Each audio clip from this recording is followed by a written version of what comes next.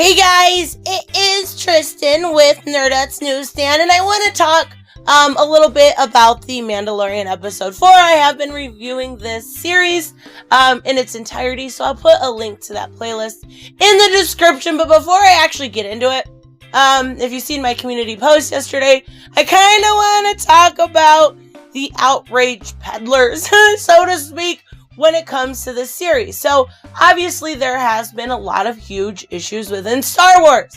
A lot when it comes to the female characters being Mary Sue-ish, and just a lot of identity politics and stuff when it comes to Kathleen Kennedy. So that's obvious. We haven't seen any of that in The Mandalorian. And I'm going to start out by saying this was not a woke episode whatsoever. Like, in the least. But you still have those anti-SJW types kind of becoming the SJWs themselves to simply peddle outrage. They simply want to hate it. They simply want your clicks, and it's really quite a shame. Like, when they call people snowflakes so much themselves, but are offended at the mere possibility that a UFC fighter, a badass in real life, was able to almost hold her own against the Mandalorian. Like, isn't that the definition of somebody that could be very snowflake-ish, you know, to the point where they mock a super in shape, like I said, UFC fighters. Wait, am I the only person who realizes that this was filmed long before Anita and the other feminists complained, but yet it's still being like, oh, this was to make, you know, the feminists happy? No. This was filmed long before that. She's not a Mary Sue. She's hot. It's ridiculous. She's not fat. Like, I don't know I couldn't believe the couple reviews that I seen. And I'm not saying it's all of the Fandom Menace. Actually, it's not. It's more Comicsgate. But, a lot of the people I actually respect. I seen this and I'm like, what? Like, this is a joke, right? The mere thought that a woman could keep up with a man, a woman, like I said twice before, a woman that is a trained fighter could keep up with a man. Holy shit. Get back to the kitchen, bitch, because you don't belong in Star Wars. Like, come on. Quit fucking being ridiculous. Quit, like I said, peddling outrage for clicks. That's all it is. So let's actually talk about the episode, because I really enjoyed it. I honestly think it was the best episode yet. It's called Sanctuary, and it kind of starts off in this, like, small fishing village. It's, like, the prettiest blue fish ever. We find out that they're krill, but they're super pretty. It doesn't get attacked by this, basically, like, litter of bulldogs that can walk on two legs. And, Pocahontas saves her daughter, and then we see kind of Amanda and E.T. at the ship. And E.T. is so cute! Like, he keeps playing with his switches, even though his daddy's saying no. He's so curious! I love it! Like, oh, I almost laughed way too hard at how cute he was at this point. So, they do decide to land. And when they do, you know, Daddy Amanda says he has to stay, because he's gonna go find lodging. Like, what? You're gonna leave your child? Never mind. Anyways. So he does follow him. He's a curious little guy. He wants to know what's going on. They do go to this local bar and grill, and he gets E.T. some broth. And, you know, I actually kind of wondered how he eats, but I guess he kind of has to eat in seclusion. I don't know, like, there's no point of him going to a bar or grill. He can't eat or drink anything. So he asks about Xena Warrior Princess, who's off sitting by herself. And we find out he tips well. Like, good boy. Good Daddy Amanda. I'm happy for you. So Xena disappears. And I don't know why he's so interested in her. Like, I don't know if she's a Mandalorian or if she's something like that. I kind of didn't get that. I do know that we find out later she's a fighter. But, or like actually in some sort of army. Like I said, I don't know a whole lot about Star Wars. But I don't blame him. Like, he's a single dad. Why not chase after the pretty girl? So he does. And he uses, like, his Predator heat signature vision to track her. And are you guys ready for the anti-SJW cringe here? Like, holy fuck, she defends herself. How fucking dare she?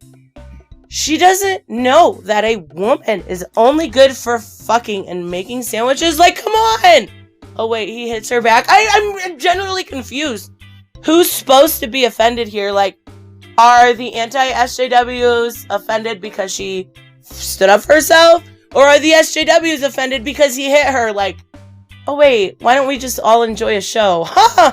That's a crazy fucking concept, but it makes sense to me. Anyway, so, it's a fair-ish fight. Like, it really is. And we see them, draw guns on each other. It becomes a draw. And then at the same time, when they look up, E.T.'s sitting there, like, sipping his broth, just enjoying the free entertainment. I love him so much.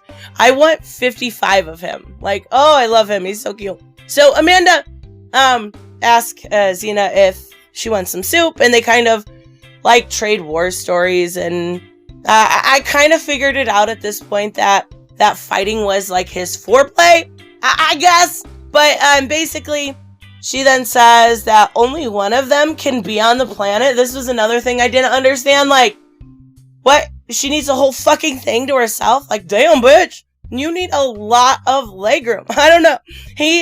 So he does plan to leave. Like, he just listens. He obeys, whatever. So he's packing up.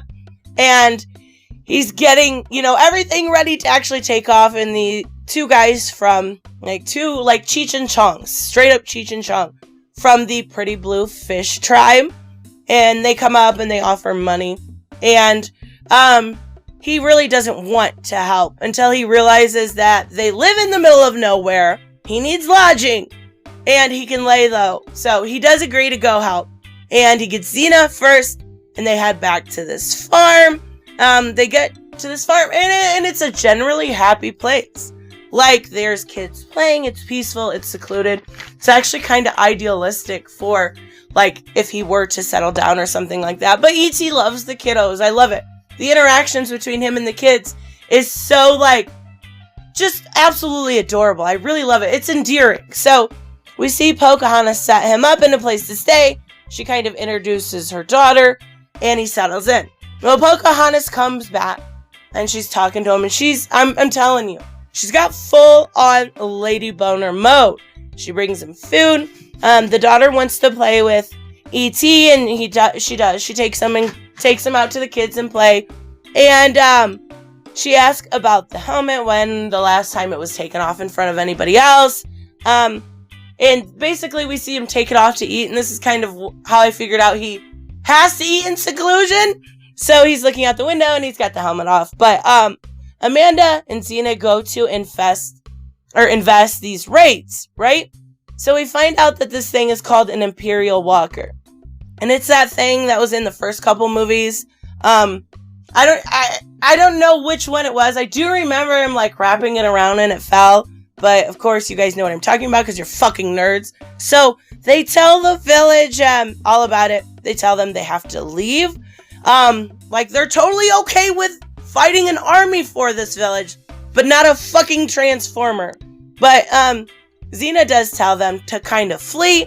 They won't, so they decide to teach them. And I love this part because it goes back to that old saying, give a man a fish, he eats for a day. Teach a man to fish, he eats for a lifetime. So that's what they do. They teach him, in an essence, teach this colony to fish. They train them. They tell them to build traps, like this trap to get this Imperial Transformer Walker thing. So they build barricades, they do target practice. Pocahontas is a really good shot. I don't know, she is a widow, so we don't know why she's a good shot. Doesn't make her a Mary Sue, guys. She's not a Mary Sue because she can shoot. Her husband could have been something like that and had taught her. Simple as that.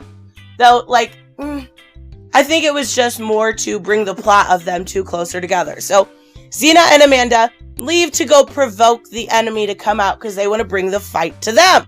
So, they fight a whole pack of bulldogs and blow up their shack. It wakes up the Transformer, and they chase them back to the fish village. And everyone's ready to go. But the Transformer won't take the bait. He won't go into the trap. So another litter of bulldogs comes out to fight. And they kind of improvise to get the Transformer to take the bait. That's when Xena kind of becomes like human bait. But whatever. So, it does finally take the bait. It's a huge fight. It's actually very cool. And they all rejoice. It's a new day. They're happy. They beat this, bad guys. They beat the bad bulldog. So E.T. is playing with the kids. He ate a frog in the episode before. And he's doing the same thing here almost. And then he spits it out because the kids think it's gross. Like, it's so fucking cute. So Daddy Amanda realizes that E.T., as a kid, would be better off and more happy in a place like this, where he could stretch his legs, be a kid, grow up in a very wholesome area. So he plans to leave him. He plans to leave his child behind. Like, come on. So Xena does ask the rules of the helmet and basically says, if that's it, they're not going to come and kill you. You just can't put it back on again. Why don't you stay with the hot widow and raise your son? Like, I kind of agree with her. We'll find out why he actually can't do that. So this bounty hunter comes for E.T. because everybody's still trying to get him. Xena does end up shooting him in the back of the head. And then Amanda realizes he can't leave them. Everybody would be in danger. Everybody in that village would probably end up dead. Not only that, but so would E.T. So in the meantime, Amanda and Pocahontas are talking. And it's clear they really like each other. I kind of feel bad for him. She does even ask him to stay. Like, oh, I love it. It's so cute. He says he doesn't belong there. And yeah, so we hear the shots fired. I like how protective the Mandalorian is over the women and children. So, like, when the shots are fired and you hear Xena shoot the bounty hunter in the back of the head, his first instinct is to tell Pocahontas to get the children, keep them safe, and he's going to protect them. I love that. I love that masculinity complex, but super woke. Well, whatever. So he is packing up to leave. Everyone's heartbroken. The kids are all heartbroken. Amanda's heartbroken. He's leaving hot-ass Pocahontas. And yeah, poor E.T. Oh, that little face when his ears go down. I love it so much. So I really enjoyed this episode. I like the endearment qualities within it, and then I like the fighting qualities. I liked learning a little bit more about the Transformer, stuff I didn't know a whole lot about, or the Imperial Walker, whatever. It's a Transformer.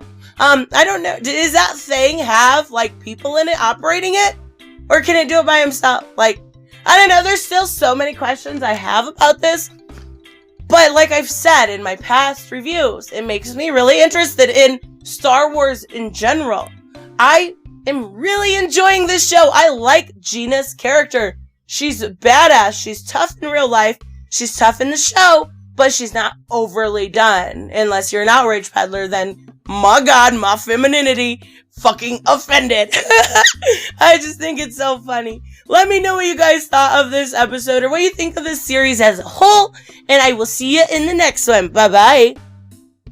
Hey, I want to give a huge shout out to my Subscribe Star and Patreons. You guys literally make this channel possible. Thank you so much, Sanjuro, Way Else One, BG Torrance, Black Knight Fool, Brucey, Grand Smear, Jeffrey Allen Carnes, Jeremy Burtz, Mike Buckner, Robert, and Timothy French. You guys are freaking amazing. Thank you so much, and make sure you like and subscribe, and I will see you guys in the next one. Bye-bye.